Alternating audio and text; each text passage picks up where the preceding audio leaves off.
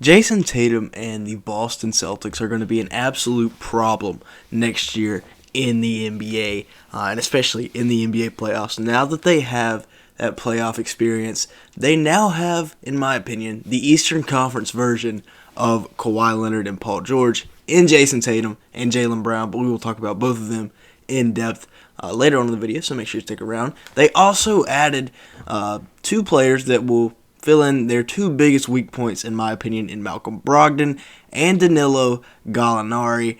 Now, they were also very involved in the KD sweepstakes, the KD trade rumors, but I don't think any of that will ever come to fruition, although it still could because KD obviously wants out of Brooklyn or wants some changes to be made. But right now, I'm thinking the Celtics stick with their current course. So make sure you hit the like button and subscribe button if you do enjoy today's video at any point. And with that being said, let's go ahead and get started looking at their star, Jayson Tatum. Now, he's only 19, coming out of Duke.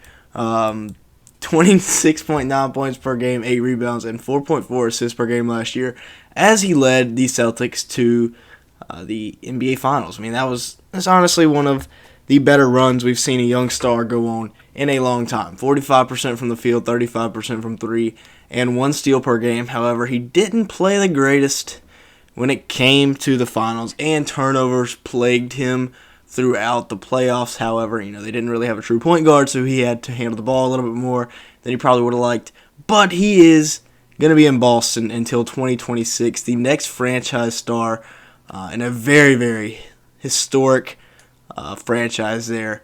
And Jayson Tatum, is officially here to stay in the upper tier of NBA superstars, probably cracking the top 10 in terms of NBA players now. Now, let's take a look at their brilliant offseason that they've had so far. Without really a first-round draft pick, they were able to fix their two biggest needs, and they didn't really give much up. They signed Danilo Gallinari on, I believe, a veteran mid-level exception. It was not very much money, but they bring him in. One of the biggest needs was finding, a potential replacement for Al Horford once he retires. Now, I know Gallinari is by no means young, but he has the same skill set as Horford and can, give him some breaks at times.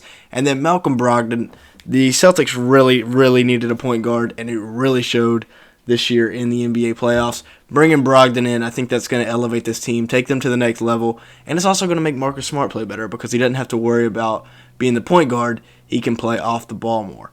Now, another guy that is very underrated, in my opinion, is Jaylen Brown. I mean, people don't talk about him enough.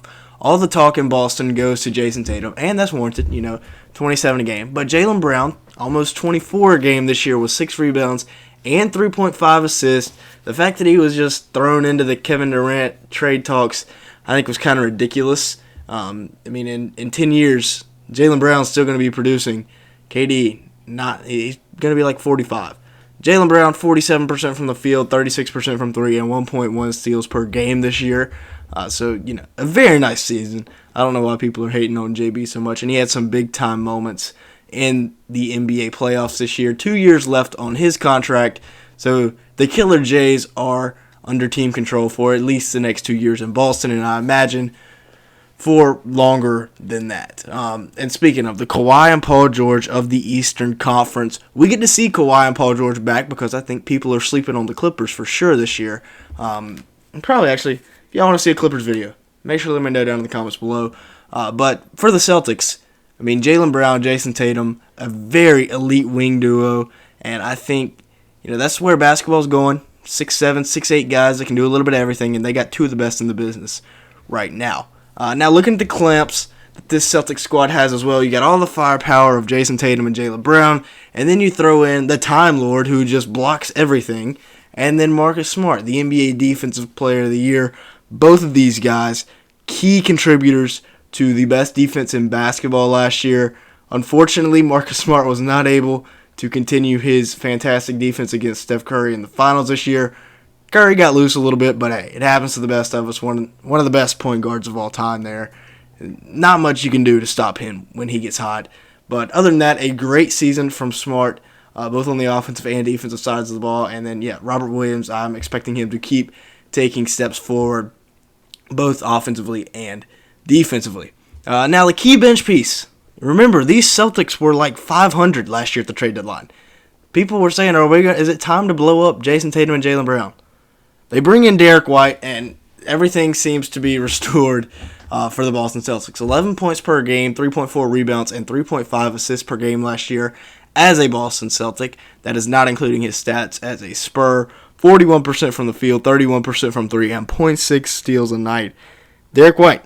I mean, I never thought he would be the key difference maker for the Celtics squad, but it turns out he was. Now let's quickly talk about the KD drama. We talked about it earlier with Jaylen Brown, getting a little bit frustrated with being just thrown into KD trade talks. Like I said, in 10 years, Jaylen Brown, he was going to be what, like 34, 35? Which is what Kevin Durant is right now, still producing. I mean, the Celtics still have all kinds of team control, bird rights on him. If the Celtics want him in 10 years, they'll still have him. So I think it was a little bit wrong to just throw one of your franchise cornerstones into a Kevin Durant trade. And Durant, he's already going to be 34. So yeah, a sleeper for this Celtics squad. JD Davison could have a very impactful season for the Celtics this year. 13 points a game, 8.2 assists, and 4.8 rebounds for the rookie in the NBA Summer League this year. And I think he played his way into at least a two-way spot, maybe even a roster spot for the Celtics this year because, we knew he could fly. But he can also score a little bit. Had a 28-point double-double in the Summer League. That was the highlight of it. And he could have a bit of an impact for the Celtics this year. Now let's go ahead and take a look at the lineups. They are basically running back the same starting five from the NBA Finals run. I don't know how long this will last because supposedly they don't want Malcolm Brogdon starting. They want him as more of a six-man role. But the big problem for them last year in the playoffs was the turnovers. They didn't have a true point guard to take care of the basketball. I don't know why they wouldn't start Brogdon. They got him for a bag of chips and maybe a Coke, but yeah. So they're running back the same lineup. Marcus Smart at the point, Jaylen Brown at the 2, Jayson Tatum at the 3, Al Horford at the 4, getting up there in age. This is like his 5th time on the Celtics. And then Robert Williams at the 5. It's definitely going to be interesting. I think, this is a very, very solid starting lineup, and they have a great chance at making it back to the playoffs.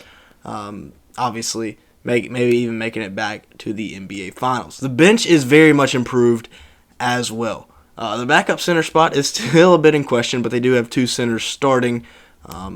So, it evens out. Malcolm Brogdon as the 6th man with Gallinari and Derrick White. When it comes time to shorten those rotations, those will be the 8 guys playing. Maybe Grant Williams sneaks some time in there. But as for the regular season, when you got a 10, 11-man rotation, this is what it's going to be looking like. And I like this bench a lot. Brogdon and White, very good backcourt off the bench. Gallinari can play a nice role. And then Cornette and Grant Williams are solid enough to make this a very, very viable bench unit in the NBA. I really like what the Celtics have done this year, bringing in Brogdon and Gallinari.